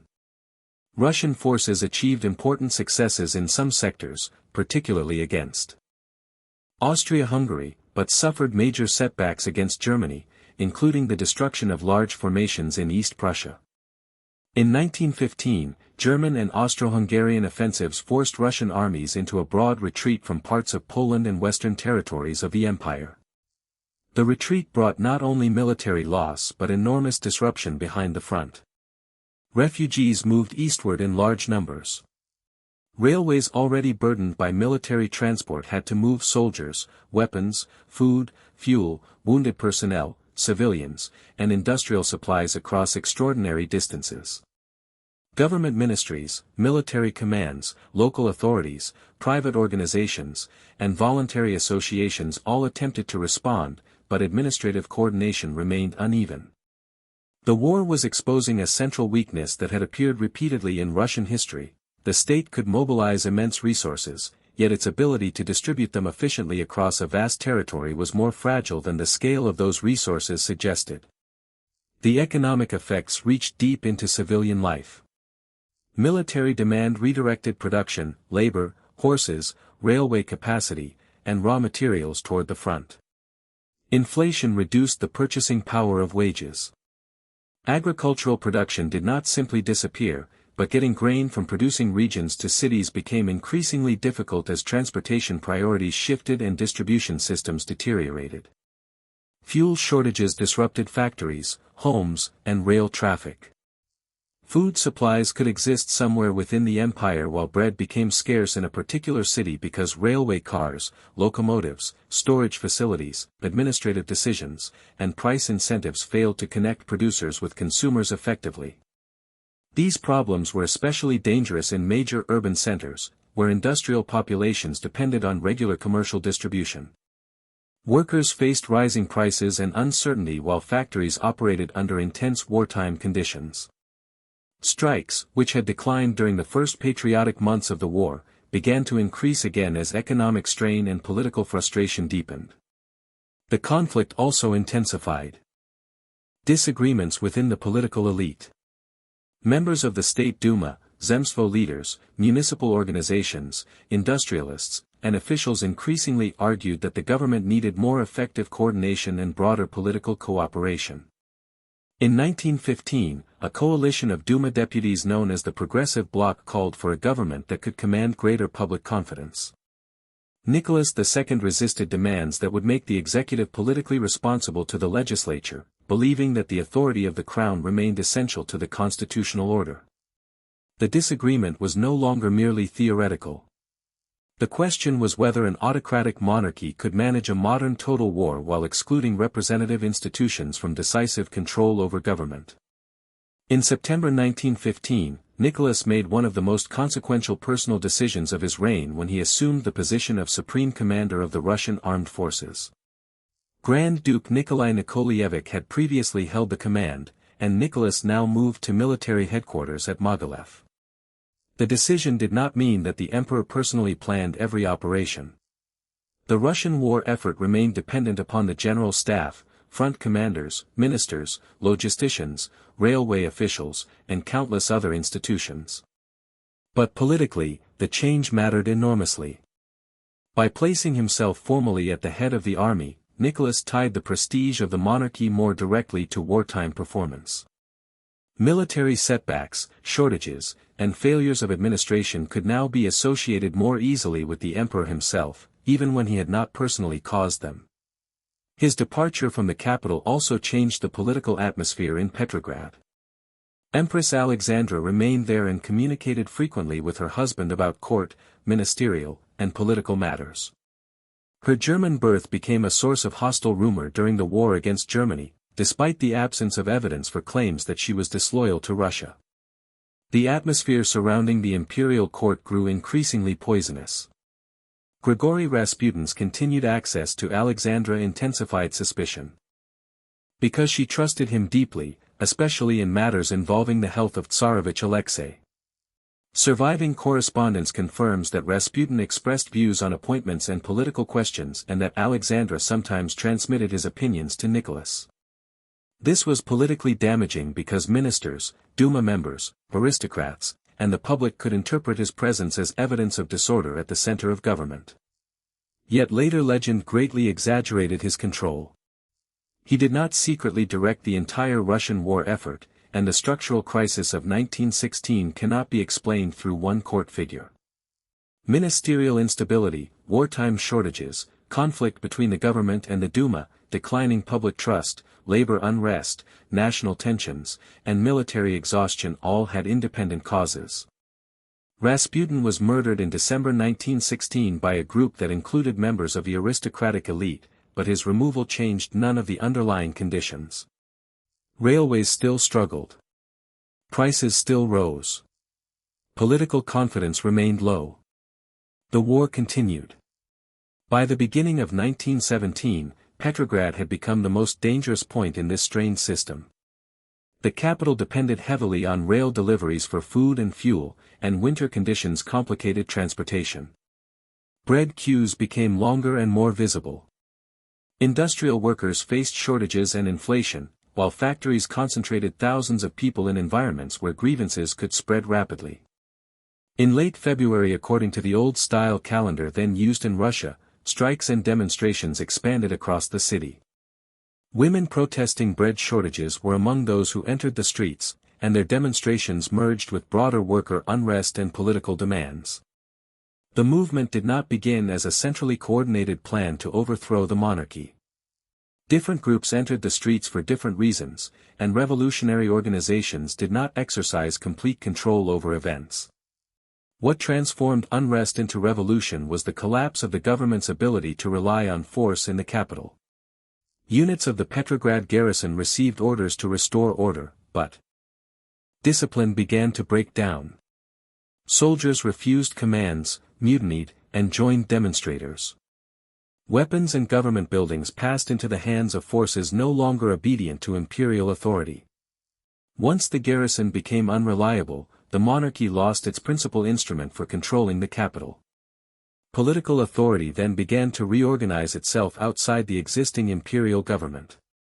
Members of the State Duma formed a temporary committee that sought to restore administration and public order. At almost the same time, workers and soldiers created the Petrograd Soviet, reviving a form of representative organization associated with the revolution of 1905. These bodies had different constituencies and political objectives, but together they demonstrated that effective authority was moving away from the imperial ministries. Nicholas, still away from Petrograd, attempted to return toward Tsarskoe Selo, but railway disruptions and revolutionary control of key routes prevented the imperial train from reaching its intended destination. It was diverted toward Pskov, headquarters of the Northern Front. There, the emperor received reports from Petrograd, communications from political leaders, and the opinions of senior military commanders. The surviving evidence indicates that leading generals increasingly concluded that preserving Nicholas on the throne threatened the continuation of the war effort and the remaining stability of the state. This was a decisive development. The monarchy had long depended upon the loyalty of the army, and now its most senior commanders were advising that the emperor's departure might be necessary. On March 2 according to the old-style calendar, March 15 according to the new-style calendar used in the West, Nicholas signed an act of abdication. The first succession possibilities considered during the crisis included his son Alexei, but Nicholas ultimately renounced the throne for both himself and his son and designated his younger brother, Grand Duke Michael Alexandrovich, as successor. The decision reflected Nicholas's concern about separating Alexei from his parents as well as the political circumstances surrounding the abdication, but the exact private reasoning should not be reconstructed beyond what contemporary documents support. The next day, Michael confronted a situation in which the old structure of monarchy had already lost effective authority in the capital. He did not simply accept full imperial power. Instead, he declared that he would assume supreme authority only if that authority were confirmed by the will of the people through a future representative process, generally understood in relation to a constituent assembly.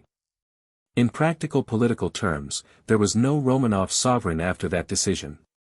More than 3 centuries after Michael Romanov had been selected in 1613 as a solution to dynastic and state crisis, Romanov rule had ended in another crisis of legitimacy. But Russia itself did not end. The state, society, army, economy, and millions of people who had lived under the imperial system continued into a revolutionary struggle over what political order would replace the monarchy. The collapse cannot be explained by one emperor, one empress, one advisor, or one decision. The dynasty had spent centuries strengthening central administration, expanding military capacity, constructing institutions, and concentrating political authority in the crown. That system had helped rulers govern an enormous territory and mobilize resources on a continental scale. But the same concentration of authority made the monarchy exceptionally vulnerable when confidence in the sovereign collapsed. Mass politics, industrial labor, peasant grievances, national movements, parliamentary conflict, revolutionary organization, economic disruption, and the extraordinary demands of the First World War converged upon institutions that had never fully developed a stable mechanism for transferring political responsibility away from the emperor. Personal decisions intensified the crisis, but structural pressures made it far larger than any individual could control. Nicholas II left Pskov no longer an emperor. The titles, commands, and constitutional authority accumulated by generations of his dynasty had disappeared with signatures on documents produced under immense political pressure. The imperial family would soon be placed under guard, first within familiar surroundings and later increasingly far from the centers of power they had once occupied.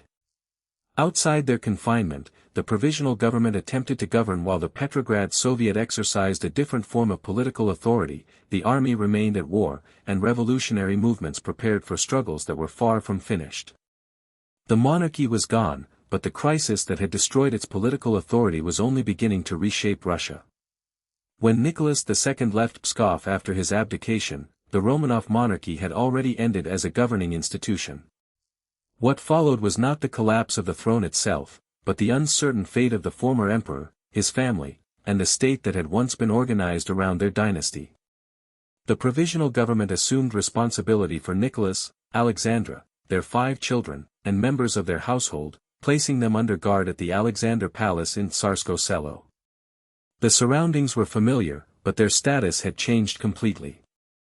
Nicholas was no longer sovereign, government officials no longer served in his name, and decisions about the family's movements were now made by authorities attempting to manage a revolution, a war, and a rapidly deteriorating political order. Diaries and correspondence from this period provide unusually close evidence of daily routine, family relations, uncertainty, and confinement, but they must be read with care. Private writings can reveal what individuals recorded or believed at the time. They cannot establish every political cause beyond the walls in which they were written, and retrospective knowledge of what would happen later must not be placed into the minds of people who did not yet know their future. By the summer of 1917, political conditions around Petrograd had become increasingly unstable, and the provisional government decided to move the family farther from the capital. In August, Nicholas and his family were transferred to Tobolsk in western Siberia. There, they lived under supervision in the former governor's house. The move placed them hundreds of miles from the main revolutionary centers, but distance did not isolate them from the transformation of the state. The provisional government was struggling to maintain authority while continuing Russia's participation in the First World War. Economic disruption, military exhaustion, land seizures, worker militancy, national demands, and conflict between political organizations continued to deepen. The Petrograd Soviet remained influential, and the Bolsheviks, led politically by Vladimir Lenin and other revolutionary figures, increasingly argued that the existing government should be replaced by rule based on Soviets. In October 1917, according to the calendar then used in Russia, Bolshevik-led forces seized key positions in Petrograd and overthrew the provisional government.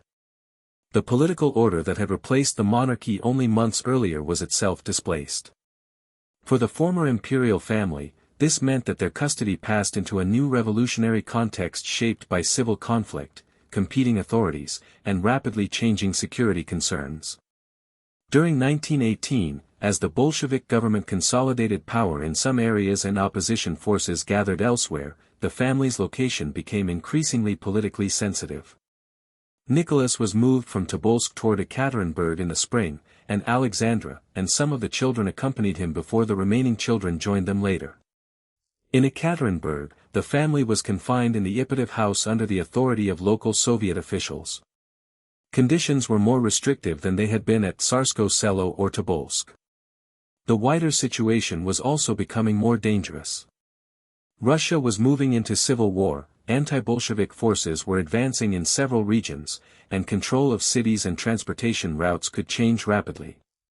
In July 1918, Nicholas, Alexandra, their children Olga, Tatiana, Maria, Anastasia, and Alexei, along with attendants who remained with them, were killed in Yekaterinburg. The event ended the lives of the former imperial family, but it did not end Romanov rule because that political rule had already ceased in March 1917. The distinction matters. The abdication crisis destroyed the monarchy as an operating constitutional authority. The killings in Yekaterinburg occurred later, within the revolutionary and civil war struggle that followed. They became one of the most powerful symbols of the dynasty's end, but they were not the cause of the monarchy's collapse. To understand the dynasty only through its final months would be to mistake the last scene for the entire history. The Romanov story had begun more than 3 centuries earlier in a state shattered by the time of troubles. When Michael Romanov was selected in 1613, his accession provided a basis for dynastic legitimacy after years of disputed succession, foreign intervention, famine, rebellion, and political fragmentation. His government and that of Alexis gradually restored and strengthened central authority, expanded administration, increased fiscal capacity, and reinforced a service order that connected military obligation, taxation, landholding, and social hierarchy. That stabilization mattered.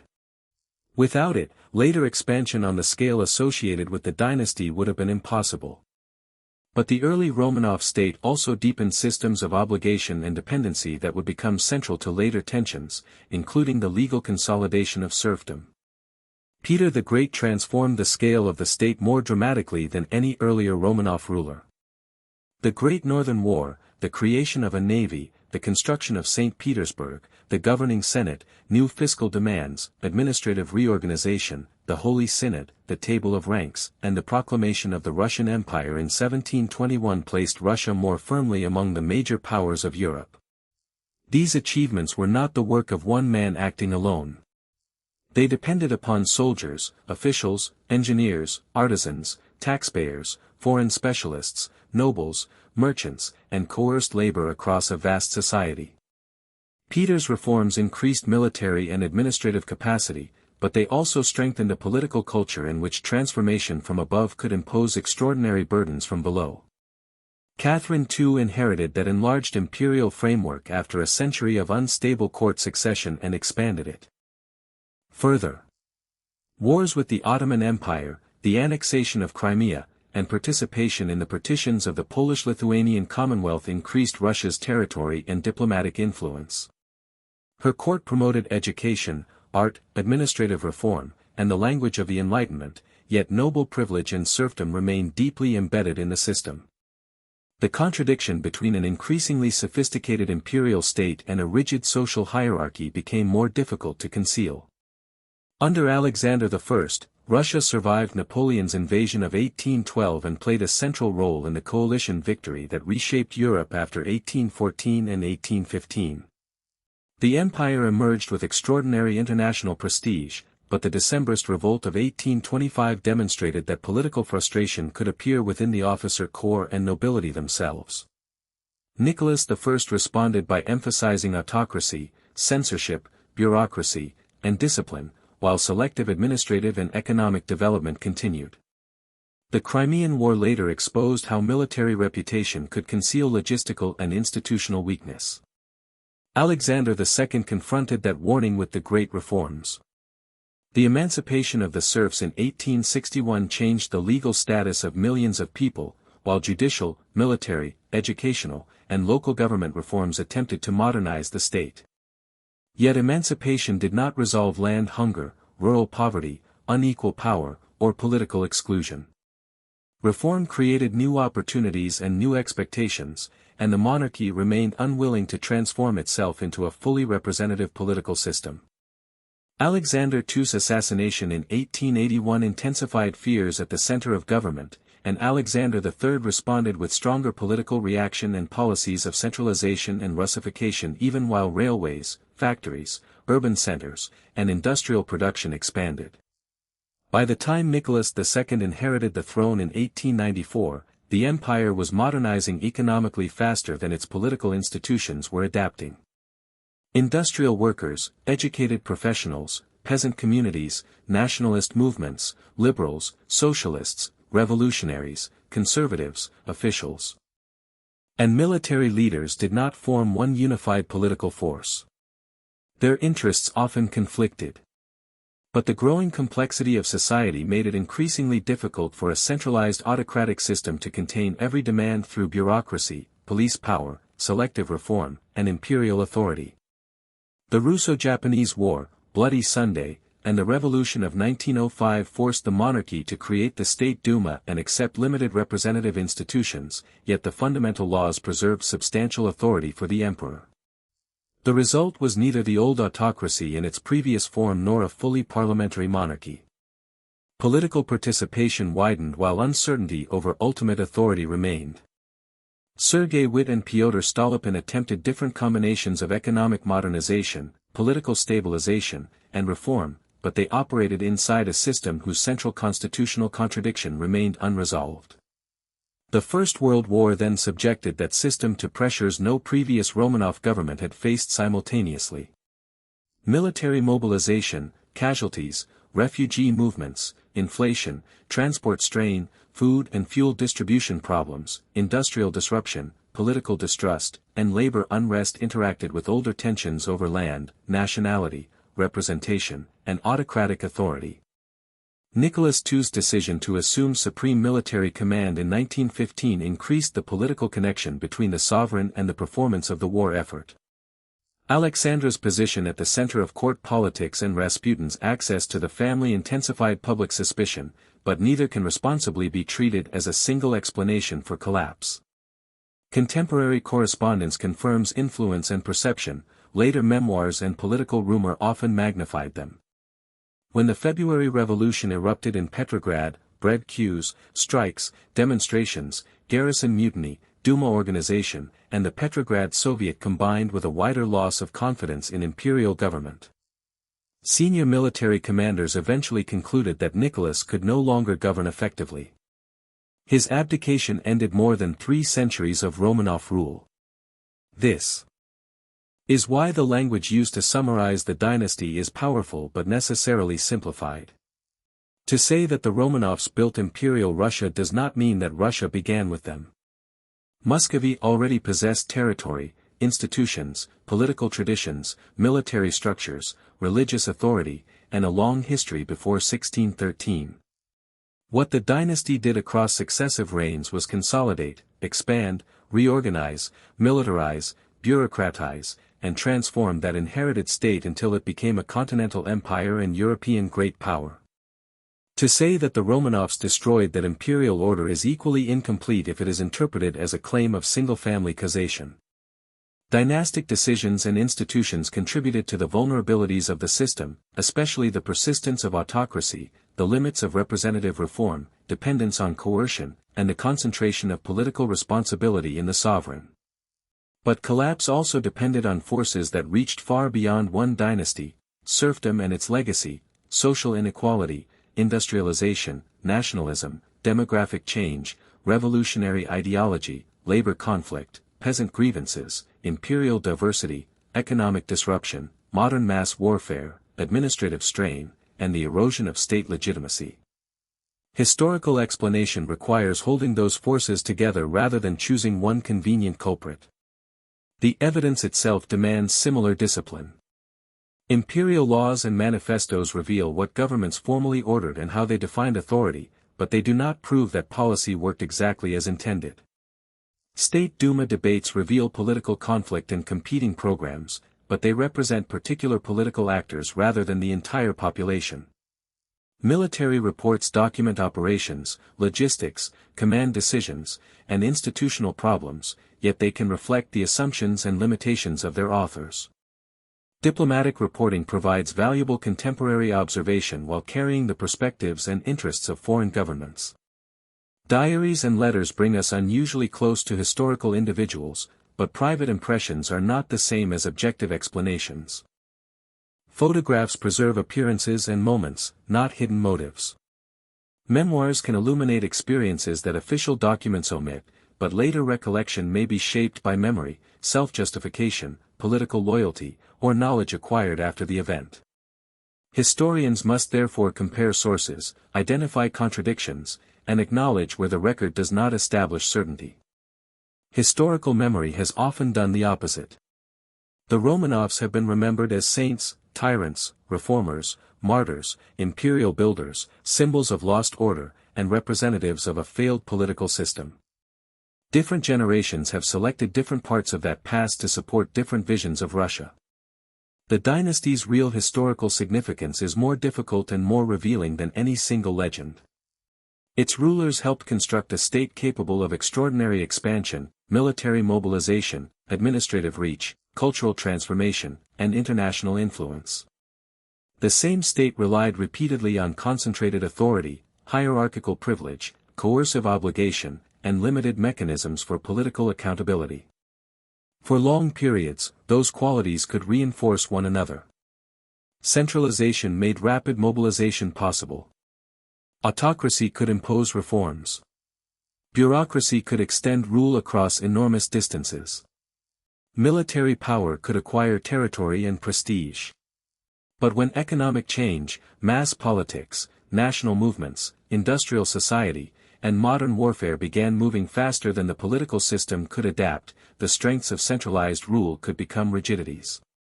A structure designed to concentrate authority also concentrated responsibility. A monarchy that claimed ultimate power found it increasingly difficult to survive once large sections of society, political elites, and eventually military leaders ceased to believe that the sovereign could use that power effectively. That is the enduring paradox of the Romanov legacy. The mechanisms that allowed the dynasty to stabilize, expand, and transform the Russian state over 3 centuries were closely connected to the mechanisms that made adaptation more difficult when the world around that state changed. The empire did not rise because of one ruler, and it did not fall because of one ruler. It was built through generations of institutions, wars, reforms, labor, coercion, administration, ambition, and human adaptation, and it collapsed when those accumulated structures met pressures they could no longer contain. By the time Nicholas and his family disappeared from public life in 1918, the political order they had inherited was already gone. What remained was the historical question that still gives the dynasty its power in memory: how could a system capable of such extraordinary expansion and transformation become, in the end, unable to transform itself quickly enough to survive?